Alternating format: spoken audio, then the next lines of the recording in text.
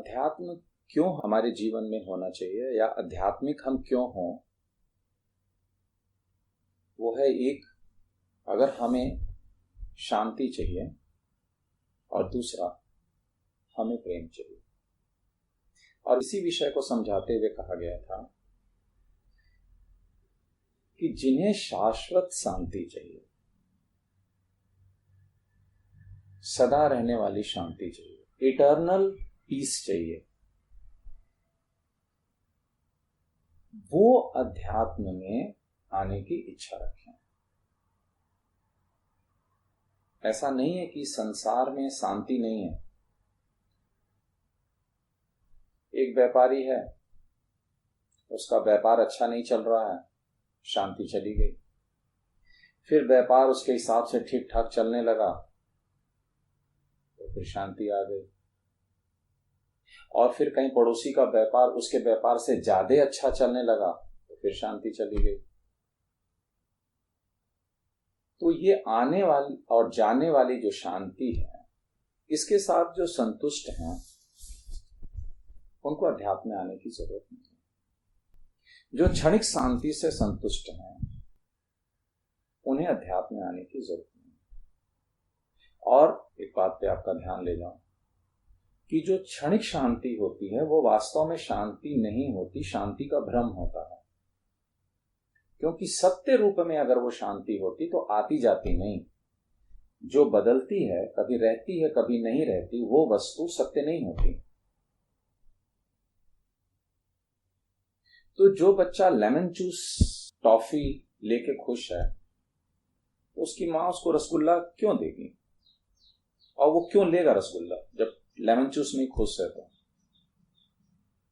आप समझ पा रहे हैं, इसका एजुकेशन से कोई संबंध नहीं है। अगर आप समझें कि कोई आदमी बहुत पढ़ा लिखा है और उम्र में बड़ा है तो वो इतना समझदार होगा कि क्षणिक शांति को छोड़ के शाश्वत शांति की तरफ जाए, ये बिल्कुल भी जरूरी नहीं। बल्कि पढ़ा लिखा आदमी कम जाता है शाश्वत शांति की तरफ। जिन्होंने बहुत ज्यादा हायर एजुकेशन ले ली है या शास्त्र का जिनको बहुत ज्ञान है, वो अपने ही उस भ्रम में ही संतुष्ट रहते हैं। ऐसा देखा गया है।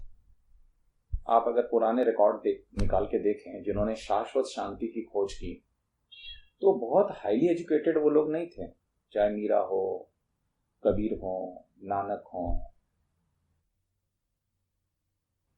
कुछ हाईली एजुकेटेड भी रहे हैं, लेकिन वो बहुत रेयर हैं। जैसे कि भगवान शंकराचार्य थे, तुलसीदास बाबा थे, चैतन्य महाप्रभु थे, ये पढ़े लिखे लोग थे। लेकिन शाश्वत शांति की तरफ हमें प्रयास करना चाहिए कि नहीं करना चाहिए, कॉमन सेंस की बात है। एक आदमी में अगर इतना कॉमन सेंस नहीं है कि कब तक आने जाने वाली शांति को मैनेज करने का हम प्रयास करते रहेंगे, ऐसा अगर प्रश्न मन में नहीं उठता है तो अध्यात्म में आने का कोई प्रयोजन नहीं है, अध्यात्म में आने का कोई लाभ नहीं है। आप धार्मिक हो सकते हैं, आप रिलीजियस हो सकते हैं, स्पिरिचुअल नहीं हो सकता। और दूसरा है प्रेम। तो जो प्रेम है वो हमें कैसा चाहिए? अनकंडीशनल प्रेम चाहिए, इंडिपेंडेंट प्रेम चाहिए। अनकंडीशनल और इंडिपेंडेंट जब प्रेम होता है तो उसी प्रेम को प्रेम कहा गया है।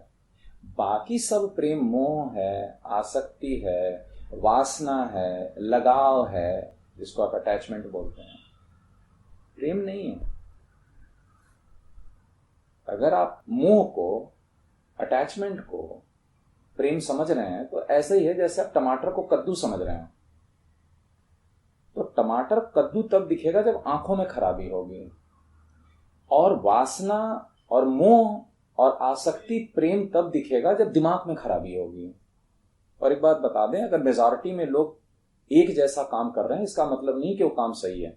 अगर मेजॉरिटी में लोग मोह को प्रेम कह रहे हैं तो इसका मतलब मोह प्रेम नहीं हो जाएगा। जो सत्य का प्रेमी व्यक्ति है वो डेमोक्रेसी को नहीं फॉलो करता है, सत्य अपनी राह खुद बनाता है, उसको इससे फर्क नहीं पड़ता कि मेजॉरिटी किस पक्ष में खड़ा है। तो जो व्यक्ति शाश्वत प्रेम चाहता है, जो व्यक्ति अनकंडीशनल प्रेम चाहता है, इंडिपेंडेंट प्रेम चाहता है, उसको स्पिरिचुअलिटी में आना चाहिए। अब आप ये कहेंगे कि भाई प्रेम के लिए तो हम अपने बच्चों पे डिपेंडेंट हैं, पत्नी पे डिपेंडेंट हैं, दोस्त यार पे डिपेंडेंट हैं। जिन लोगों को पैसे से प्रेम है वो पैसे पे डिपेंडेंट हैं, रिश्तेदारों पे डिपेंडेंट हैं। तो पहले तो यह है कि वो प्रेम नहीं है। तो हमें प्रेम का अगर आस्वादन लेना है, प्रेम का रस लेना है और नित्य लेते रहना है और नित्य शांति चाहिए, तो अध्यात्म में आने के अलावा दूसरा कोई रास्ता नहीं। अब हर व्यक्ति प्रेम चाहता है अनकंडीशनल, हर व्यक्ति प्रेम चाहता है इंडिपेंडेंट, हर व्यक्ति शांति चाहता है इटर्नल, लेकिन खोज वहां रहा है जहां पे इटर्नल शांति नहीं है, अनकंडीशनल प्रेम नहीं है। जो अपनी इस बेवकूफी को समझ गया, रिकॉग्नाइज कर लिया, पॉइंट आउट कर लिया, उसके लिए अध्यात्म।